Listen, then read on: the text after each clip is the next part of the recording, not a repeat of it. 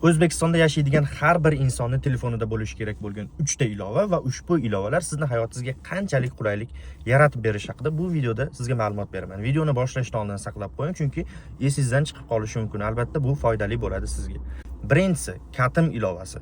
Katim ilovasi orqali siz o'zingizning kredit tarixingiz haqidagi barcha ma'lumotlarni, nechta joydan kreditingiz bor, necha marta ariza topshirgansiz, oylik to'lovingiz qancha, barchasi haqida birgina ilovadan ma'lumot olsangiz bo'ladi va bu ilova rasmiy ilova hisoblanadi. Shuning uchun bemalol foydalanishingiz mumkin. Ikkinchi ilova esa Davlat xizmatlar markazining MyGo ilovasi. Bu ilova orqali siz o'zingizni tug'ilganingizdan to hozirgi kungacha bo'lgan siz haqingizdagi barcha ma'lumotlarni hujjat ko'rinishida aynan ushbu ilova orqali olishingiz mumkin. Shuning uchun bu ilovani ham muntazam foydalanishni tavsiya beraman. Shunda vaqtingiz bekordan bekorga Davlat xizmatlar markazida navbat kutish bilan o'tmaydi. Uchinchi ilovani aytmasam ham ko'pchilikda bo'lsa kerak. Ya'ni o'zingizga qulay bo'lgan istalgan to'lov tashkilotining mobil ilovasi. Misol uchun Paynet, Click yoki Payme. Nima uchun bu ilovalarni aytyapman? Chunki bu ilovalardagi mening uyim funksiyasi orqali siz uyingizdagi barcha kommunal hisob raqamlarini qo'shib, oylik to'lovlarni to'lab nazorat qilishingiz mumkin. Bu endi oyoqqa turayotgan yoshlar uchun kerakli bo'ladi. Ya'ni oilangizga yordam bermoqchisiz, oz bo'lsa-da, aynan shu orqali oilangizni kommunal to'lovlarini to'lash bilangina